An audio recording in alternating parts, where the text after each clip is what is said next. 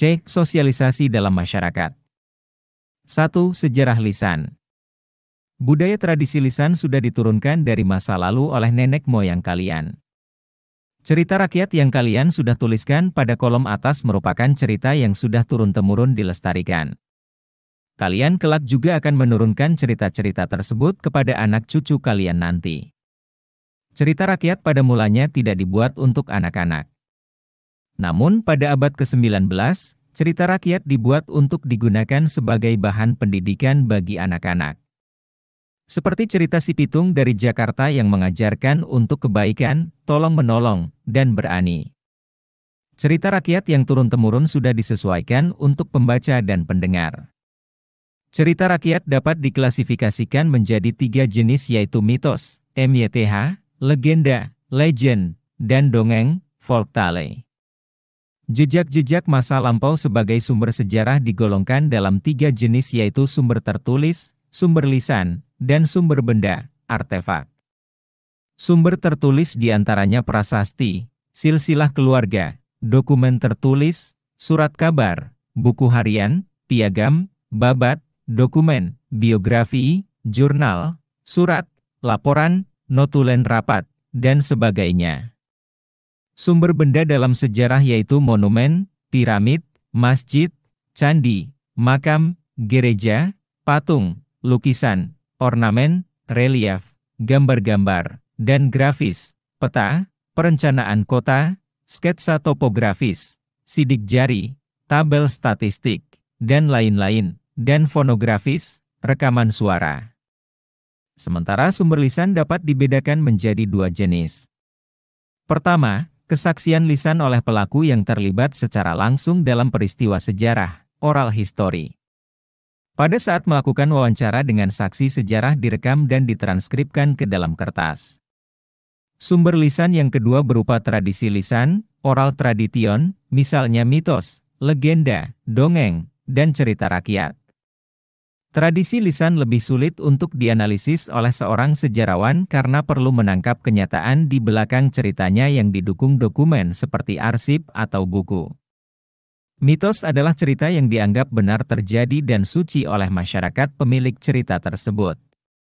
Legenda merupakan cerita rakyat zaman dahulu yang dianggap benar-benar terjadi oleh pemilik cerita. Dongeng merupakan prosa yang dianggap tidak benar-benar terjadi oleh yang memiliki cerita. Isi dongeng kebanyakan penuh dengan hayalan. Melalui cerita rakyat nenek moyang kalian menjawab berbagai pertanyaan yang muncul dari anak-anak mereka atau cucu-cucu mereka. Seperti contoh ketika sudah malam anak-anak tidak diperbolehkan bermain di luar rumah karena akan diculik oleh hantu. Penjelasan ilmiahnya adalah ketika malam dan suasana gelap maka anak-anak akan kesulitan untuk melihat keadaan sekitar. Anak-anak yang bermain dikhawatirkan akan mengalami kecelakaan atau kehilangan arah untuk pulang. Cerita rakyat mempunyai ciri-ciri di antaranya. A. Penyebaran dan pelestariannya dilakukan dengan tradisi lisan yaitu melalui penuturan dari orang ke orang lain. B. Bersifat tradisional dan disebarkan antar generasi dalam waktu yang cukup lama. C. Cerita rakyat itu ada dengan versi-versi dan perbedaan dari setiap daerah sehingga menjadi berbeda alur dari ceritanya satu sama lain. D. Penciptanya tidak diketahui. E. Menjadi milik bersama. F. Mempunyai kegunaan dalam kehidupan. G. Mempunyai logika sendiri yang membedakan dengan logika umum. Cerita rakyat memiliki banyak nilai-nilai luhur yang berkaitan dengan nilai-nilai budi pekerti seperti keimanan, jujur, adil, bekerja keras, rendah hati, bekerja sama, keberanian, rela berkorban, tolong-menolong, kerukunan, dan sebagainya. 2. Manusia sebagai makhluk sosial dan ekonomi yang bermoral. A. Manusia sebagai makhluk sosial. Manusia sebagai makhluk sosial dapat diartikan bahwa manusia tidak dapat memenuhi kebutuhannya sendiri dan membutuhkan bantuan orang lain. Manusia memiliki keterbatasan sumber daya untuk memenuhi kebutuhannya sehingga manusia saling bergantung satu dengan lainnya. B. Manusia sebagai makhluk ekonomi yang bermoral. Kebutuhan manusia yang tidak terbatas membuat manusia melakukan berbagai cara agar tujuan kebutuhannya dapat terpenuhi. Keinginan manusia untuk dapat memenuhi kebutuhannya merupakan perwujudan manusia sebagai makhluk ekonomi. Dalam pemenuhan kebutuhannya, manusia dibatasi oleh hak-hak orang lain sebagai perwujudan makhluk bermoral. Sebagai makhluk ekonomi yang bermoral, manusia setidaknya memiliki 4 ciri-ciri sebagai berikut. 1. Melakukan tindakan rasional. 2. Fokus pemenuhan kebutuhan untuk kepentingan diri sendiri tanpa mengabaikan norma, nilai, aturan yang berlaku di masyarakat. 3. Pengambilan keputusan dalam rangka memenuhi kebutuhan sesuai dengan tujuan. 4. Sulit merasa puas. 5. Ada preferensi pribadi dalam menentukan aktivitas pemenuhan kebutuhan. 3. Sosialisasi. Manusia adalah makhluk sosial yang menghabiskan kehidupan dengan cara berinteraksi dengan individu lain.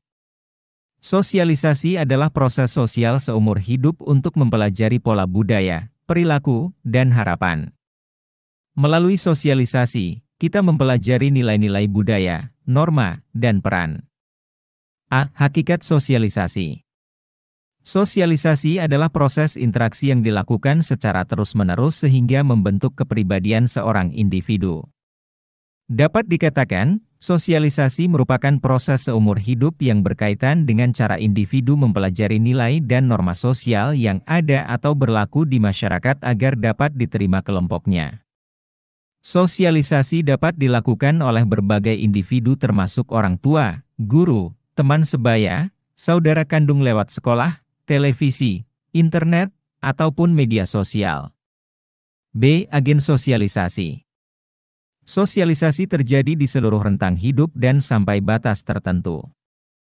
Interaksi sosial meliputi perpindahan individu dari satu tempat ke tempat yang lain, peran dalam hidup mereka mulai dari lulus sekolah, memperoleh pekerjaan, menikah, memiliki anak, hingga pensiun. Berikut merupakan agen-agen sosialisasi. 1. Keluarga. Keluarga merupakan agen sosialisasi pertama dan terpenting. Agen sosialisasi keluarga terdiri dari sistem keluarga inti, nuclear family, dan sistem kekerabatan, extended family.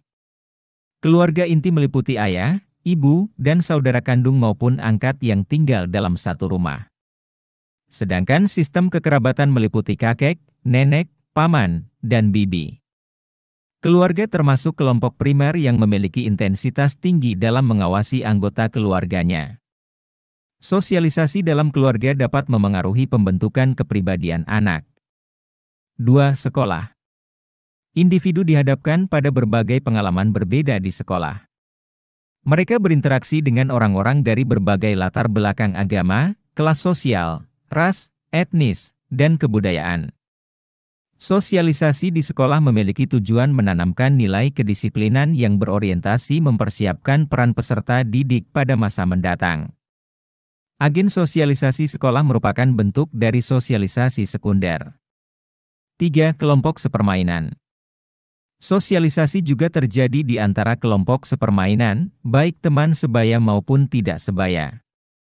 Kelompok sepermainan dapat memengaruhi kebiasaan belajar, selera musik, sudut pandang, dan bahkan gaya berpakaian. Agen sosialisasi kelompok sepermainan merupakan bentuk dari sosialisasi sekunder. 4. Media massa. Media massa adalah sarana komunikasi satu arah ke masyarakat luas. Informasi yang disampaikan melalui media dapat menyebar secara cepat dan luas ke seluruh lapisan dan golongan masyarakat. Jenis media massa dapat berupa televisi, surat kabar, majalah, film, radio, dan media sosial digital lainnya. Individu akan dihadapkan pada berbagai perilaku, ide, kepercayaan, dan nilai melalui media. Agen sosialisasi media massa merupakan bentuk dari sosialisasi sekunder. B. Proses sosialisasi. Berdasarkan teori perkembangan kognitif Jean Piaget, proses sosialisasi menekankan pada kemampuan anak untuk memahami dunia. Piaget menjelaskan adanya perbedaan tahap anak-anak dalam belajar untuk berpikir tentang diri mereka sendiri dan lingkungan mereka. Tahapan tersebut diantaranya: 1. Sensori motor, 0 hingga 2 tahun.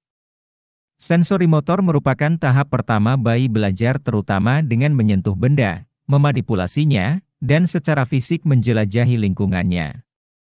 Pencapaian utama pada tahap ini adalah pemahaman anak bahwa lingkungannya memiliki sifat yang berbeda dan stabil. 2. Praoperasional, 2 hingga 7 tahun. Pada tahap ini anak sudah menguasai bahasa dan menggunakan kata-kata untuk merepresentasikan objek dan gambar secara simbolis. Anak-anak berbicara bersama tetapi tidak dengan satu sama lain dalam arti yang sama seperti orang dewasa. 3. Operasional konkret, 7 hingga 11 tahun. Pada fase ini, anak-anak telah memahami pengertian logis seperti hubungan sebab dan akibat. Seorang anak pada tahap perkembangan ini akan mengenali alasan yang salah dan mampu melaksanakan operasi hitungan matematika sederhana, mengalihkan, membagi, dan mengurangi. 4. Operasional formal, 11 hingga 15 tahun. Tahap ini merupakan tahap remaja. Selama masa remaja, anak yang beranjak dewasa lebih mampu memahami ide-ide yang sangat rumit. Ketika dihadapkan pada suatu masalah, anak-anak pada tahap ini mampu meninjau semua cara yang mungkin untuk dilakukan dan melaluinya secara teoritis untuk mencapai solusi.